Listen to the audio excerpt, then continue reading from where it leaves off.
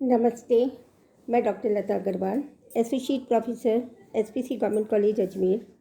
आज हम class MA final history group B medieval Indian history के paper 6B society and culture of India 1200 to 1750 उसके unit 1 या part A structure of rural society में topic culture of urban society during medieval India.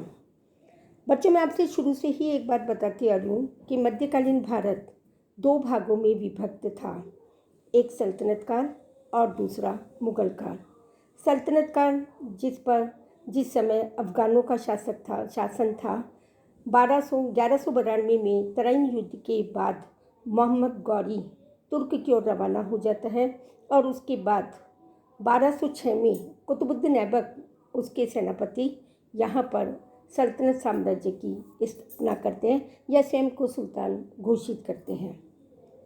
उसके बाद में 1206 से 1526 तक गुलाम वंश, खिलजी वंश, तुगलक वंश, सैयद वंश और लोदी वंश, इन वंशों के माध्यम से या इनके सुल्तानों के माध्यम से भारत का साम्राज्य प्रशासित होता है।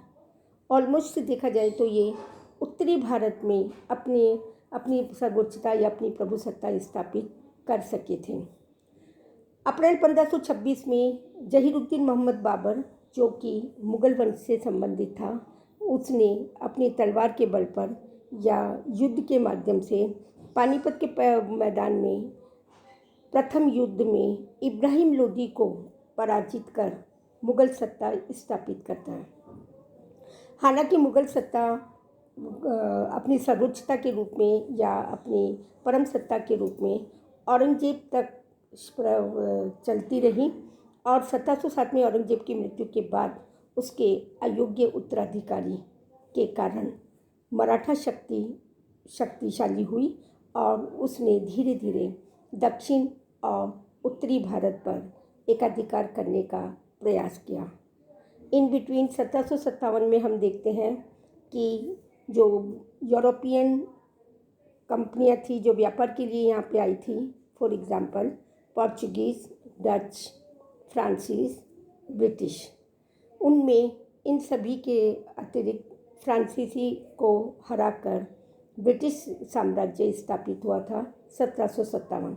हालांकि भारत में के दिल्ली में मुगल शासक अपना शासन कर रहे थे, परंतु उनका कोई महत्व नहीं था या वह अपनी सर्वोच्चता खो चुका था। छोटे छोटे रियासतों या स्थानीय प्रांतों की शक्ति बढ़ जाने के कारण और इसका जो इनमें जो गुटबंदी हुई या पारस्परिक संघर्ष होने लगे, उसके अंतर्गत ब्रिटिश ईस्ट इंडिया कंपनी ने अपना फूट डालो राज करो की नीति के माध्यम से अपना साम्राज्य स्थापित किया और 1857 तक बहादुर शाह जफर अंतिम मुगल सम्राट थे। उनके स्थान पर भारत में ब्रिटिश क्राउन की पैरामाउंसी का शासन स्थापित हुआ। अब हम अपने टॉपिक पे आते हैं, culture of urban society during medieval India. Urban society, गांव ग्रामीण ही रहे क्योंकि हमारी सभ्यता ग्रामीण प्रधान सभ्यता रही है और गांवों से जो रॉ मटेरियल हमें मिला वो धीरे धीरे उद्योगों के माध्यम से, व्यापार वाणिज्य के माध्यम से उसने शहरों की स्थापना की। मूलतः शहरों की स्थापना जहाँ पर थल मार्ग की सुविधा हो और जल मार्ग की सुविधा हो, वही नगरीय केंद्र बनते गए। इस्लाम ने भारत में अपनी सत्ता स्थापित करने के बाद यहाँ की संपन्न अर्थव्यवस्था में किसी प्रकार का कोई हस्तक्षेप नहीं किया।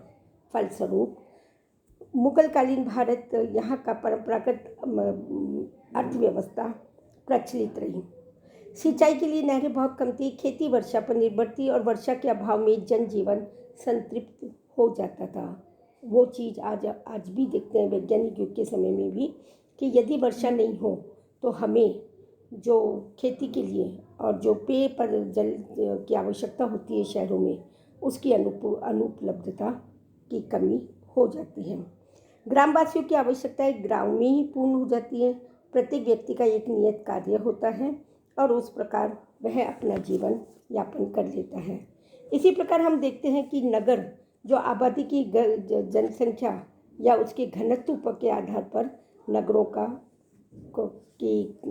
नाम दिया गया है। मौलिक कारक के रूप में अतिरिक्त साधन होते हैं, औद्योगिकरण, व्यावसायीकरण होता है, और इनके प्रमुख कारण थे जैसे ग्रामीण कारक। गांव नगर जैसे विशाल भवन की आधारशिला है। नगरों के विकास में एक अवस्था थी जबकि व्यक्ति ने गांवों की स्थापना की और धीरे धीरे इन्हीं गांवों ने मिलकर नगरीय विकास की आधारशिलाएं रखी और निरंतर विज्ञान के क्षेत्र में होने वाले आविष्कारों, उद्योग में क्रांति ने नगरों को विकास किया।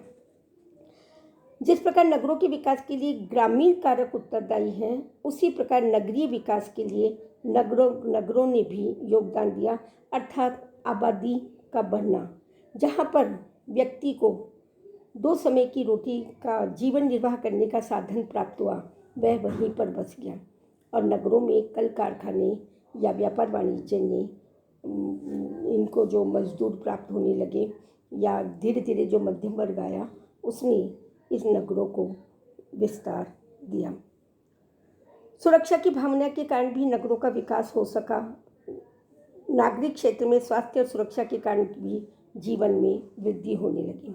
और आर्थिक कारण तो हम जानते ही हैं कि व्यापार वाणिज्य उद्योग की उन्नति ने नगरों के विकास में अधिक सहायता दी और इसकी विशेषताएं भी हो गई। जनसंख्या में अधिकता हो गई, सामाजिक विजातीयता और विविध आर्थिक वर्ग और आर्थिक क्रियाएं प्रारंभ होने लगी, सामाजिक सहिष्णुता बढ़ने लगी, जातीय व्यवस्था धीरे धीरे खत्म होने लगी, सामाजिक गतिशीलता बढ़ी, शिक्षित और तर्क प्रधान जीवन बढ़ा, जिसने आगे जाकर के मध्यम वर्ग को जन्म दिया। इस प्रकार हम देखते हैं कि यहाँ का सामाजिक जीवन, जिसमें शासक वर्ग प्रारंभ में अफगानों के हाथ में थी, बाद में मुगलों के हाथ में हुई, उन्होंने अपने जीवन को उच्चतर बनाने का प्रयास किया, क्योंकि यहाँ के राजपूत बड़े ही शाही लिबास में शान शौकत से अपना निवास करते थे। मोहम्मद तुगलक के शासनकाल में यहाँ पर रेशमी वस्त्र बुनने वाले जुलाहों के काम होने लगे। सुल्तान पर दरबारियों का अधिकार बढ़ने लगा और एक नए वर्ग का जन्म हुआ जो मध्यम वर्ग कहलाया, जिसमें दरबारी, व्यापारी, हकीम, छोटे इक़्तिदार, अध्यापन करने वाले, दुकानदार, सरकारी दफ्तरों में कार्य करने वाले कर्मचारी और वैद्य वगैरह सम्मिलित थे। एक वर्ग था अमीर।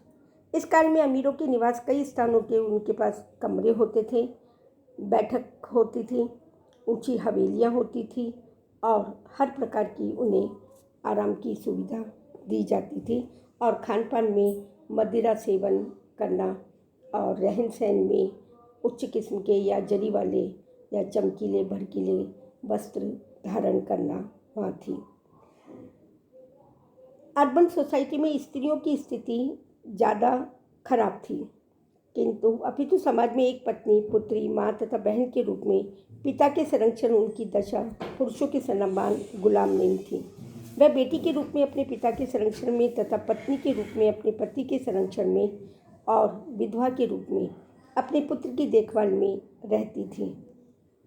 सामाजिक रीति रिवाज, परंपरा तथा पिछड़े हुए दृष्टिकोण के कारण जन्म से लेकर मरने तक उसकी सामाजिक दशा थोड़ी क्या हम ज़्यादा ही कह सकते हैं, दयनीय थी। और इस्लाम समाज में तो स्त्रियों को अपनी घर की दीवारों तक ही कैद रहना पड़ता था। हिंदू स्त्रियां फिर भी कृषि में या अन्य कार्यों में सम्मिलित थी। रजिया सुल्ताना जैसी उच्च वर्ग की शास्त्रिका को एक अपवाद जरूर कहा जा सकता है। खान पान में निम्न वर्ग के लोग हिंदू तथा मुसलमान दोनों ही सादा जीवन व्यतीत करते थे। इनका दक्षिण भारत के अंदर मुख्य भोजन चावल था। गुजरात में चावल और दही पर गुजारा करते थे और सभी लोग खान पान करते थे। मध्यम तथा अमीर वर्ग के लोग खान पान में सुगंधित मसालों का भी उपयोग करते थे। इस प्रकार घी, रोटी, दही, चावल, दूध, मक्खन, सब्जियां आदि सभी का उपयोग किया जाता था और मांसाहारी जीवन में मछली, भेड़, मुर्गे, बकरी आदि का मांस खाया जाता था।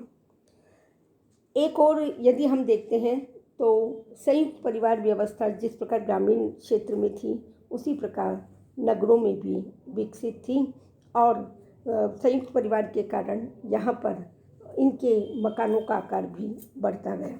मनोरंजन के साधन थे, घर के अंदर भी थे और बाहर भी थे। मदिरापान, मुर्गेबाजी, शतरंज, चौपड़, शाही जश्न, जुआ, नृत्य गान आदि करते थे और बाहरी क्षेत्र में शिकार करना या तीर भाला चलाना भी इनके साथ था। इस प्रकार नगरों के लोगों का जीवन या उनकी कल्चर मिश्रित थी, क्योंकि वहाँ पर सभी प्रकार के व्यक्ति थे और सामाजिक वर्ग व्यवस्था बहुत ही उन्नत किस्म की थी। इस प्रकार हम देखते हैं कि मिडिवल इंडिया के अंदर जो नगरीय जीवन की इसका सांस्कृतिक विकास हुआ वह चहुमुखी विकास हुआ। धन्यवाद।